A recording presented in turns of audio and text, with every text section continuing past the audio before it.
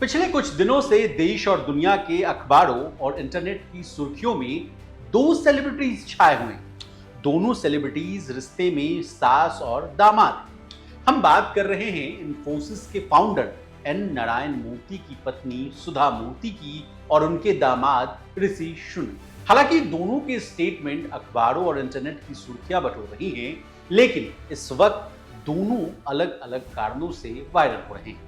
असल में सुधा मूर्ति ने एक बयान दिया, कहा कि उन्होंने 30 साल से कोई नई साड़ी नहीं खरीदी है।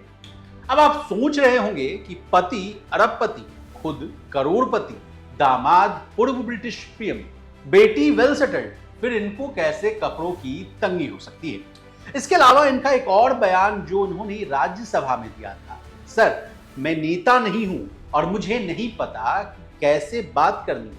ये इतना वायरल हुआ कि देश के पीएम को तारीफ करनी पड़ी। अब देश और दुनिया को बिजनेस मैनेजमेंट का गुर सिखाने वाली सुधा मूर्ति क्यों साड़ी नहीं खरीद रही हैं, कैसे बिजनेस वुमेन से राज्यसभा का सफर तय किया, सहित सुधा मूर्ति से जुड़े तमाम सवालों का जवाब आज के इस वीडियो में हम देने की कोशिश करेंगे। लेकिन अब तक आपने लोकमत हिंदी के चैनल को लाइक, शेयर और सब्सक्राइब नहीं किया तो प्लीज कर दें। नमस्कार, आप देख रहे हैं लोकमत हिंदी और मैं हूं आपके साथ विशाल शर्मा। 775 करोड़ की संपत्ति की मालकिन सुधा मूर्ति ने 30 साल से कोई साड़ी क्यों नहीं खरीदी, इससे कहानी की शुरुआत करते हैं। साड़ी ना खरीदने की वजह पैसा नहीं बल्कि उनका प्रण है। दरअसल 30 साल पहले सुधा मूर्ति बनारस गई। बनारस घाट पर गंगा में डुबकी लगाते हुए उन्होंने एक प्रण लिया। उन्होंने बताया कि बनारस में गंगा में डुबकी लगाते हुए अपनी कोई एक पसंदीदा चीज का त्याग करना होता है। उन्हें शॉपिंग बहुत पसंद है, इसलिए उन्होंने शॉपिंग, खासकर साड़ियों की शॉपिंग का त्याग कर दिया। उन्होंने ठान लिया कि वो अपने लिए साड़ी नहीं खरीदेंगे। इसके अलावा सुधा मूर्ति ने अपनी संकल्प शक्ति के लिए अपने साधारण पालन पोषण, यानी कि जिसको आप अपब्रिंगिंग के नाम से जानते हैं, उसको भी जिम्मेवार ठहराया है। उन्होंने कहा कि उनके दादा दादी और माता पिता बेहद कम खर्चे में काम चलाया करते थे। जब उनकी मां की मौत हुई तो उस वक्त उनके सामान को छांटने में आधे घंटे से भी कम का समय लगा। उनके पास सिर्फ 8 से 10 साड़ियां ही। यही नहीं, उन्होंने ये भी कहा कि उनकी दादी के पास सिर्फ और सिर्फ 4 साड़ियां। अब आपके मन में यह सवाल जरूर आ रहा होगा कि साड़ी नहीं खरीदती तो फिर सुधा मूर्ति का काम कैसे चलता है। शॉपिंग छोड़ने के बाद सुधा मूर्ति का कहना है कि वो अपनी बहनों, दोस्तों और कभी कभी अपने पास काम करने वाले एनजीओ की ओर से उपहार में दी गई साड़ियों को ही पहनती और अपना काम चलाती। इतने नेक विचारों और सिद्धांतों वाली सुधा मूर्ति कौन है, इनकी कहानी जानने की कोशिश करते हैं। 73 साल की सुधा मूर्ति ने अपना प्रोफेशनल कैरियर कंप्यूटर साइंस और इंजीनियरिंग से शुरू किया था। Tata engineering and locomotive company, यानी जिसको आप टेल्को के नाम से जानते हैं, उसकी ओर से नियुक्त की जाने वाली वो पहली महिला इंजीनियर थी। सुधा मूर्ति की शादी इन्फोसिस के फाउंडर नारायण मूर्ति से हुई। वो कन्नड़ और अंग्रेजी की जानी मानी लेखिका। वो कई उपन्यास, तकनीकी किताब यानी टेक्निकल किताब और यात्रा वृत्तांत लिख चुकी। बता दें, सुधा मूर्ति 150 से ज्यादा किताबें लिख चुकी हैं।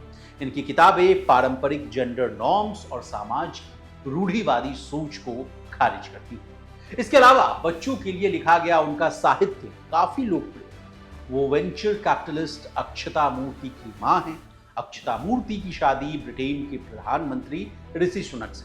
वे ब्रिटेन के पीएम थे, लेकिन हाल ही में हुए चुनाव में उनको करारी हार का सामना करना पड़ा। सुधा मूर्ति अपने परोपकार के काम के लिए भी जानी जाती है, यानी फिलैंथ्रोपी के काम के लिए भी जानी जाती है। इन्फोसिस फाउंडेशन गरीबी हटाने, हेल्थ केयर और स्वच्छता से जुड़े कार्यक्रमों में सक्रिय रहता है। फाउंडेशन के जरिए उन्होंने बाढ़ पीड़ित इलाकों में हजारों घर बनवाए हैं। उन्होंने बड़ी संख्या में स्कूलों में लाइब्रेरी बनवाई है और सैकड़ों सार्वजनिक शौचालयों का निर्माण के लिए भी पैसा दिया। बता दें, सिर्फ भारत ही नहीं, विदेश में शैक्षणिक और शोध जगत की गतिविधियों में वो सक्रिय रही। उन्होंने हार्वर्ड यूनिवर्सिटी में भारत की मूर्ति क्लासिकल लाइब्रेरी भी स्थापित की। हालांकि कई बार उनकी कुछ टिप्पणियों और गतिविधियों को लेकर उन्हें सोशल मीडिया पर निशाना भी बनाया।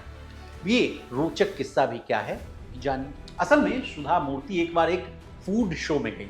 वहां उन्होंने कहा कि जब भी मैं यात्रा करती हूं, मैं शुद्ध शाकाहारी रेस्टोरेंट की तलाश करती हूं और मैं अपने साथ पूरा बैग भरकर खाना ले जाती हूं। दर्शकों, पहले जब मेरी दादी नानी अपना खाना अपने साथ ले जाती तो मैं उनका मजाक करती। मैं पूछती कि वहां मिलने वाला खाना वे क्यों नहीं खाते, लेकिन अब मैं खुद ही वैसा काम करता। बातचीत का वीडियो सोशल मीडिया पर वायरल हो गया और इसमें उनका समर्थन करने और विरोध करने वाले दोनों तरफ के लोग शामिल हुए। सुधा मूर्ति का खुद को शुद्ध शाकाहारी बताना कई लोगों को चिढ़ा गया और उनका कहना था कि ये नजरिया असल में जातीय शुद्धता यानी रेशियल प्यूरिटी और डिस्क्रिमिनेशन के बोझ से उपजा और उनकी उच्च जातीय ब्राह्मणवादी समझ को।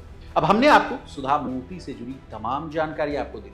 आपको हमारा ये वीडियो कैसा लगा कमेंट सेक्शन में जरूर बताइएगा और इसी तरह देश और दुनिया और बिजनेस जगत से जुड़ी तमाम ताजा तरीन खबरों के लिए बने रहिए हमारे साथ और देखते रहिए लोकमत।